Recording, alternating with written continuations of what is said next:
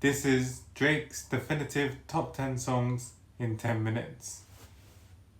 Let's go. Criteria for this list: legacy, impact, culture, shift, popularity, everything. The song we got at number 10 is Best I Ever Had.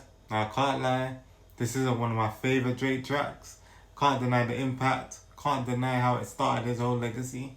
It started off the career for the most prolific artist of his generation, peaked at number 2 on the US Billboard, lasting impact, people still know the song to this day, still rings a bell, still could be played in clubs. Best I Ever Had is an anthem, still rings true today. It's not my favourite Drake song, I actually find it a bit annoying, but I'm not a hater. This is the definitive list, has to go there at number 10 for sure. Best I Ever Had. Best I Ever Had. So yeah, I generally believe this song kind of set the pace, set the tempo for what his career would kind of end up with. Again, I better find your loving, I better find your heart. Popular song, charted at number 5 on the US Billboard. Very popular song, people still love it today.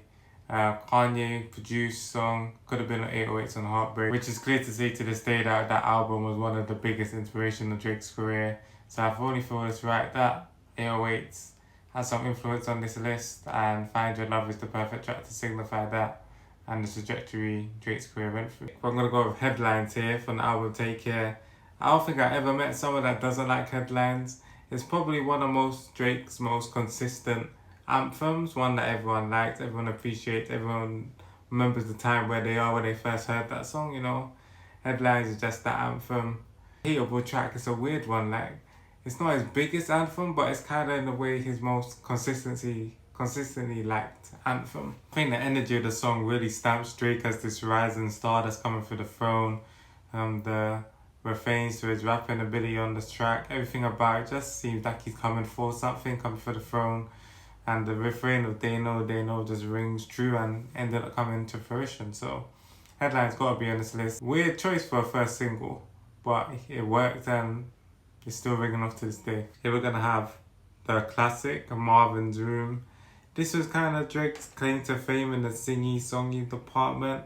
This is how you get all the memes of Drake, all the sad boy, all the emo stuff, all that kind of defied hip-hop taking a turn, where the more emotional rapper was able to get on the track, start singing, bearing his soul out to a woman over the phone, and he just kind of worked. That just kind of done something to the culture, to hip hop. It kind of just changed it forever. Actually, I'd give it that much credence. So, fuck that nigga that you.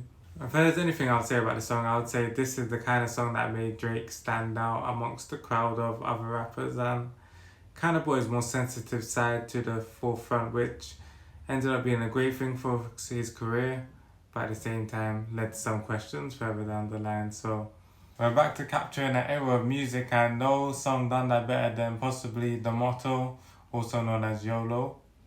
That was a catchphrase for many youngsters during that era, and you couldn't escape it. It's kind of gone out of style at the moment for now, but we'll never forget that YOLO had a chokehold on the culture. And that song was so popular, you couldn't escape it. You couldn't escape the messaging of it. You only live once, and it's still a positive message at the end of the day. It's just basically saying live your life, and yeah, great tracks. But it's definitely a definitive part of his career. It's a definite experience as well. Like, if you need the full Drake experience, you have to acknowledge the existence of YOLO and what that done for us. Yeah, the word YOLO is officially in the Oxford Dictionary, so how can you have more impact than that? So Hold On We're Going Home, that is probably one of Drake's best singing performances of his career. It's really him in his R&B element, singing basically what is used as a wedding song a lot of the times, and it's just really different from anything any other rapper has done. He was able to really split the line of both singer and rapper, and he done it more successfully than anyone in history.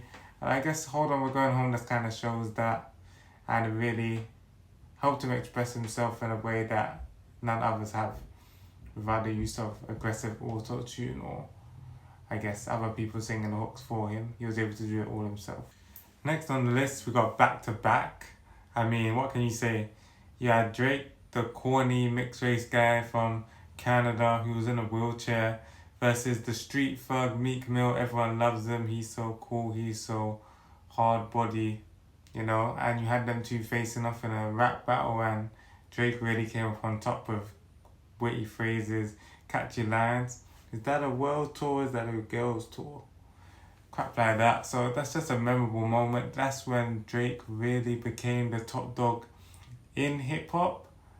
I think around that time, 15, 16, he really reached that mountaintop, and I guess he hasn't left it for about a decade now. So that track really shows a time where Drake couldn't do no wrong. And the song really works tenfold because also at the same time it implied the ghostwriting part of Drake's career, which is something that he's always had on him now, as like on his back, just kind of alleged the ghostwriting claims, and he's never really been able to shake it off. It's still something that stays with him, eyes, and also that little bit of stigma that was just attached with all the criminal stuff and Know Yourself, and it's just a quintessential Drake track, and everything, the history of it is just something you have to know. Literally a definitive track. The next definitive track we got here is Hotline Bling. You used to call me on my cell phone. Okay, so Hotline Bling, I knew that was a banger the first time I heard it when it was called Cha Cha Remix. Hotline Bling is a great song with a great video that led to great memes that lasted an impact beyond nearly anything we've seen in hip hop. That song has about 1 billion views on YouTube, maybe 1 billion plays on all the streaming services. It's just an anthem forever. You can't escape it. You've heard it before. It's Hotline Bling. Yes, you used to call me on my cell phone. Like, I don't really have to say much about that. That is a definitive Drake track, and there's nothing, you can't even argue it. So in the comments, don't try to argue it because you can't. So don't. So next, we're moving on to a track which I think may be Drake's best song of the last decade. And that's going to be Passion Fruit. That Passion Fruit is just a song that you can catch you in any mood and it will just lift your spirits. It's so moody, it's so cool. Everything about that song just breathes prosperity. Like, seems like you should be on an island somewhere, drinking a juice, living a better life. It's like Passion Fruit is one of Drake's greatest creations to his career. Very underrated, I think it might be. Even though it's gained traction a lot recently, Passion Fruit is definitely one of Drake's greatest tracks and a definitive listening experience.